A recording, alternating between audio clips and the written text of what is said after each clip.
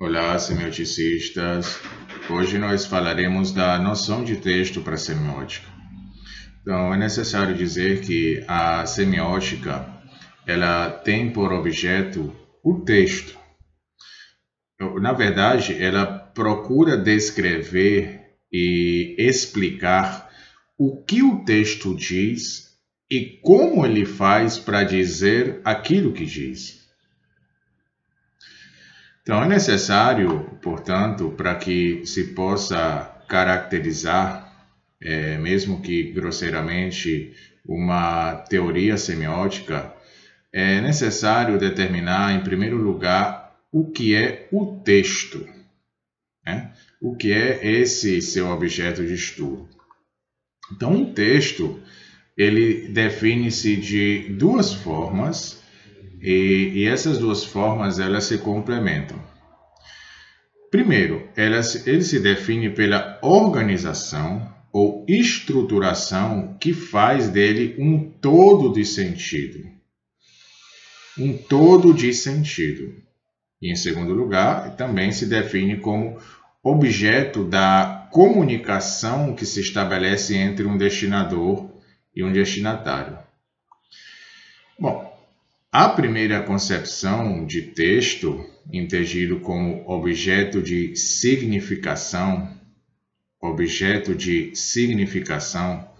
faz que o seu estudo se confunda com o exame dos procedimentos e mecanismos que o estruturam, que o tecem como um todo de sentido. Então, a esse tipo de descrição tem-se atribuído o nome de análise interna ou análise estrutural do texto. Diferentes teorias voltam-se para essa análise do texto, a partir dos princípios ou de princípios e com métodos e técnicas diferentes. A semiótica é uma dessas teorias.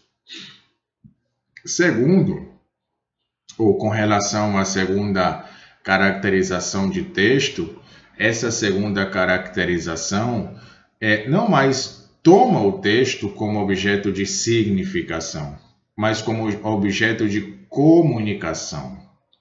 Objeto de comunicação.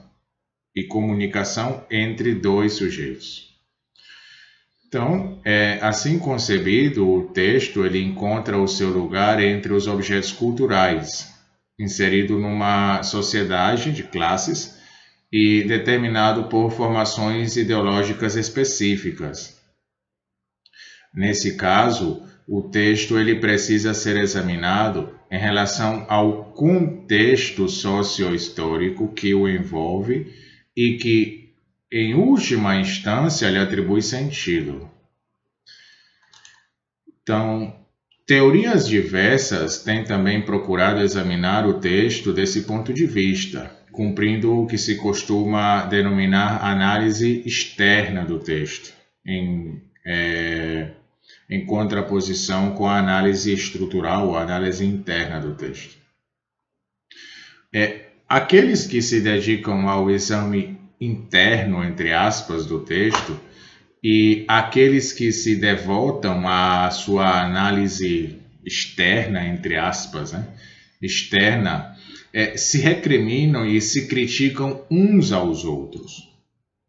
Os primeiros são acusados de reducionismo, de empobrecimento e de desconhecimento da história.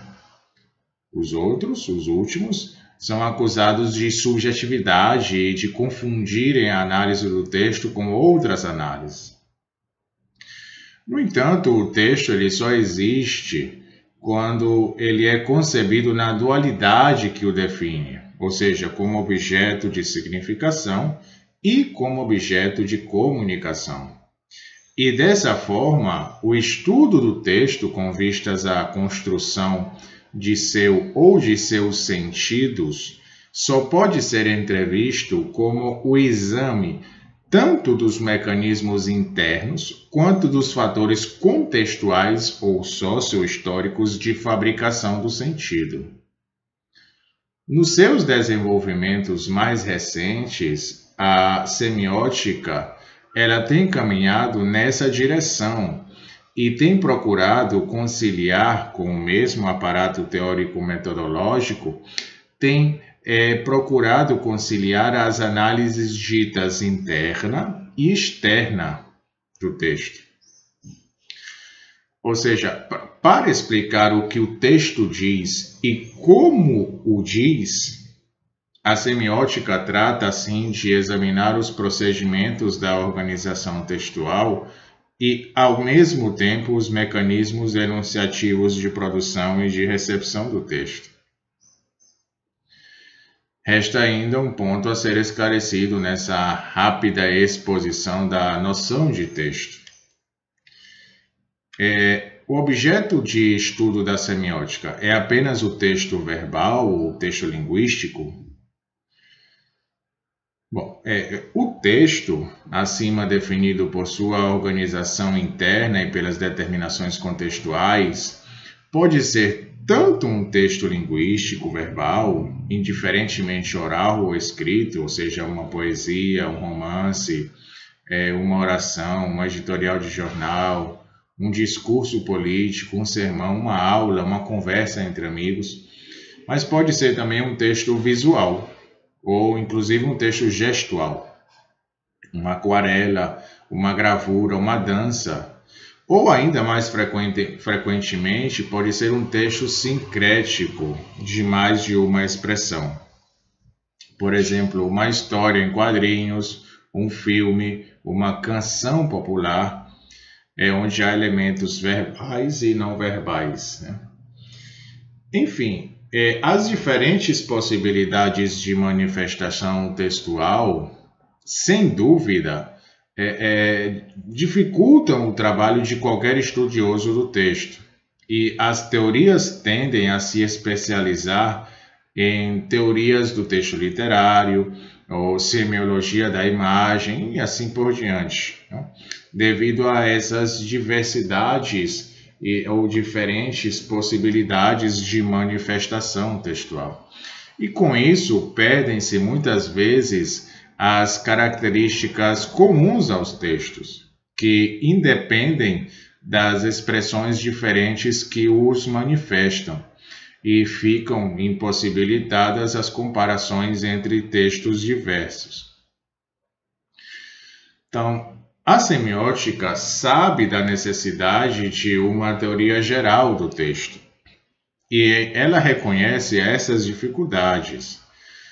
E por isso mesmo, na esteira de Hemslev, propõe como primeiro passo para a análise que se faça abstração das diferentes manifestações, sejam visuais, gestuais, verbais ou sincréticas, e que se examine apenas o seu plano do conteúdo. As especificidades da expressão na sua relação com o conteúdo serão estudadas posteriormente. Então, a semiótica ela deve ser assim entendida como a teoria que procura explicar os sentidos do texto pelo exame, em primeiro lugar, do seu plano do conteúdo.